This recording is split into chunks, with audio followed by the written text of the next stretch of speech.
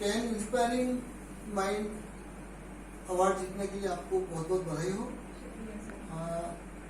मैं आपसे ये जानना चाहूंगा कि आपने इस प्रतियोगिता में भाग क्यों लिया और अब अवार्ड जब आप जीते हैं तो इसमें आपका क्या रिएक्शन है और आपके फ्यूचर प्लान क्या हैं?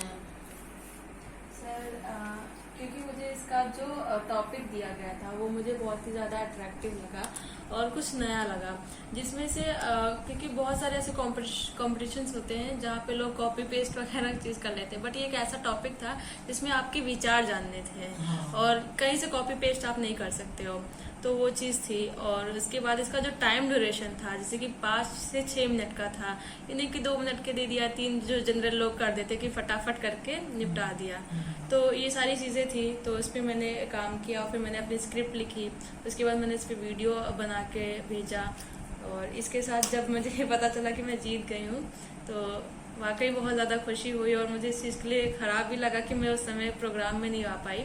और उसके बाद सुप्रिया ने मुझे ये फोटोग्राफ्स वगैरह भेजी थी तो बहुत ही अच्छा लगा सब देख के। अब आप डिग्री जब आपकी पूरी हो जाएगी तो आप किस एरिया में जाना चाहेंगे, क्या करना चाहेंगे, आपके क्या सपने हैं, मैं जानना चाहूँगा।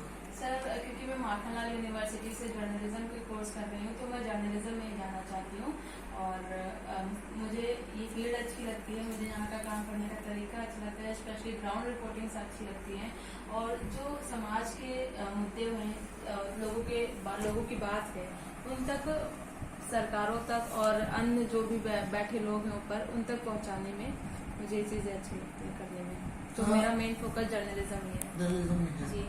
आप को मैं ये पूछना चाहूँगा कि आज जो सरकार है या समाज है या मीडिया है, उनके लिए आपने जो बताया उससे आगे कुछ चीज है जो आप बताना चाहेंगे कि हम चाहते हैं, उनसे अपेक्षाएं क्या है आपकी?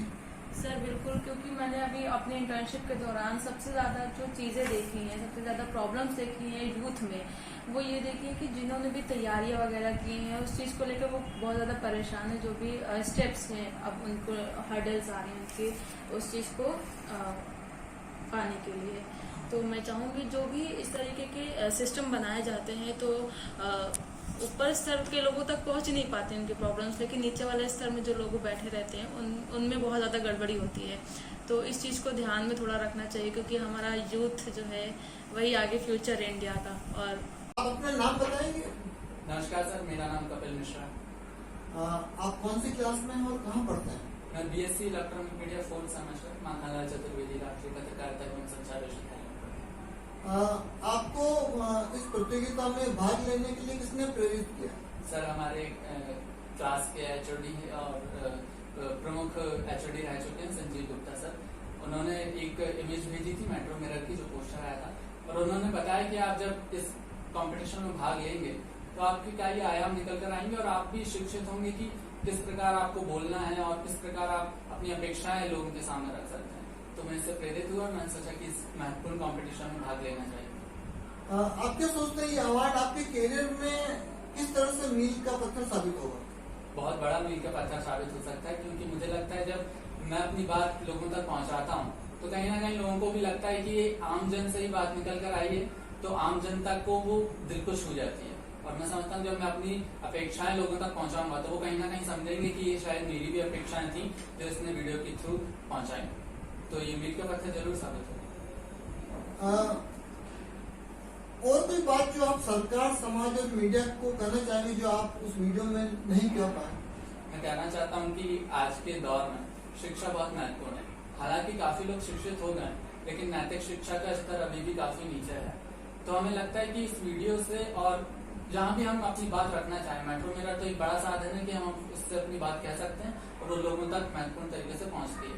तो जब हम ऐसी बातें कहते हैं तो लोगों तक पहुंचती है और वो अपेक्षाएं लोगों की अपेक्षाएं बन जाती है। तो शिक्षा एक बड़ा मुद्दा है और शिक्षा, लोगों को शिक्षित होना चाहिए और शिक्षा से ही आगे रोजगार भी मिलेगा, आगे अन्य आयाम भी मिलेंगे और लोगों की बातें भी समझ सकते। देश से या जो युवा पढ़े लिखे निकलते हैं, ग्रेजुएट और पोस्ट ग्रेजुएट, उनमें बेरोजगारी बहुत कम हो, 0 हो जाए,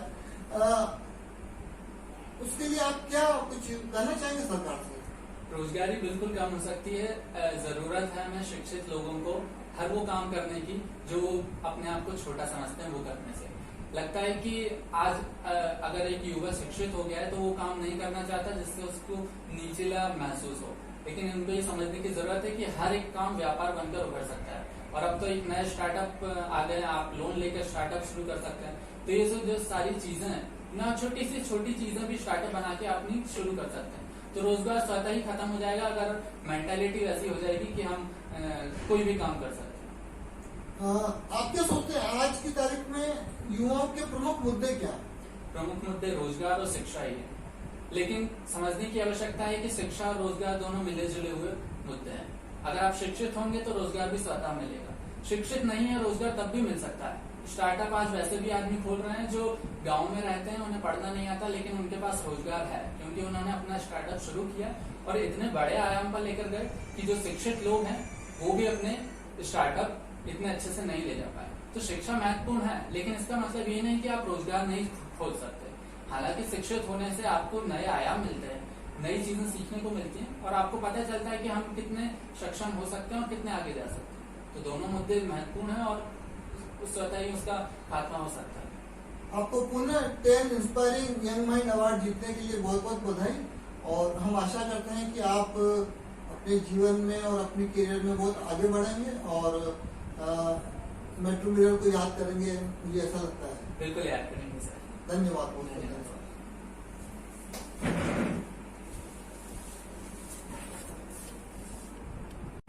आपका नाम बताइए। संगम शर्मा। आप कहाँ स्टूडेंट हैं?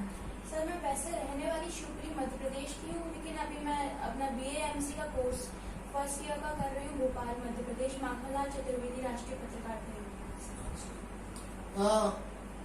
सबसे पहले तो आपको 10 इंस्पायरिंग यंग माइंड अवार्ड जीतने के लिए बहुत बहुत बधाई।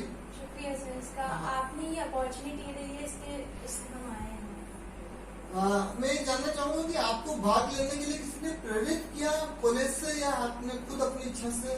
सर जब मुझे इस बारे में पता चला था, मुझे कॉलेज के द्वारा ही पता चला था। सर ने इसका व्हाट्सएप पर स्टेटस डाला था और साथ ही साथ ग्रुप में भी शेयर किया था।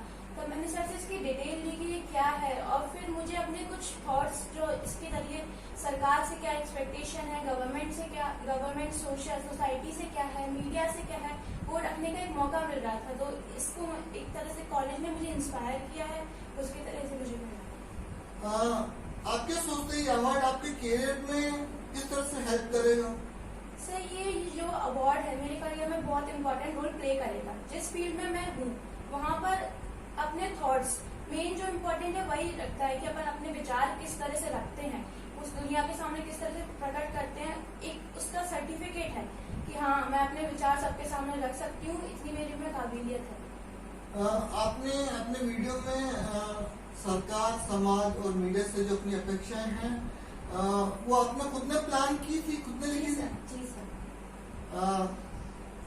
उसमें आपने बहुत सारी बातें बताई और बहुत अच्छा वीडियो आपने बनाया। उसके आगे आज आप कुछ और जोड़ना चाहेंगे जो आपकी अपेक्षाएं हैं सरकार से, समाज से और मीडिया से?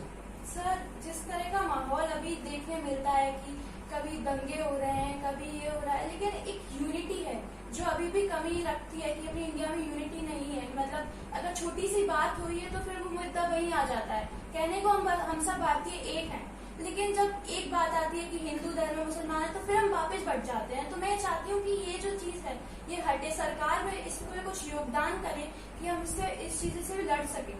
एक चीज एक्सपेक्टेशन यही है, और मीडिया का भी यही इम्पोर्टेंट रोल प्ले करता है कि मतलब वो बताए किस तरह से हम इंस्पायर होना चाहिए कि किस तरह की सोसाइटी में हमें रहना चाहिए।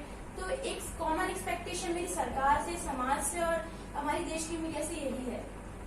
आप क्या सोचते हो आज युवाओं के मुद्दे क्या हैं, असली मुद्दे क्या हैं आप युवाओं के? सर युवाओं के मुद्दे अगर मैं अपने पॉइंट ऑफ व्यू से देखूं तो सर राइट्स का एक बहुत वो इम्पोर्टेंट रोल प्ले करता है कि राइट्स नहीं मिलते कहीं कहीं पर। मैंने ऐसी काफी रूरल सोसाइटीज देखी हैं जहाँ पे लोगों को, खासकर जो बैचलर्स है, यूथ है, उनको अपने राइट्स के लिए बहुत लड़ना पड़ता है। तो एक राइट्स का वो होना चाहिए। साथ ही साथ पेरेंट्स और जो बच्चों में कम्युनिकेशन है कि बच्चा क्या चाहता है वो एक तरह से पहुंचे, मतलब जाने कि हाँ कि हम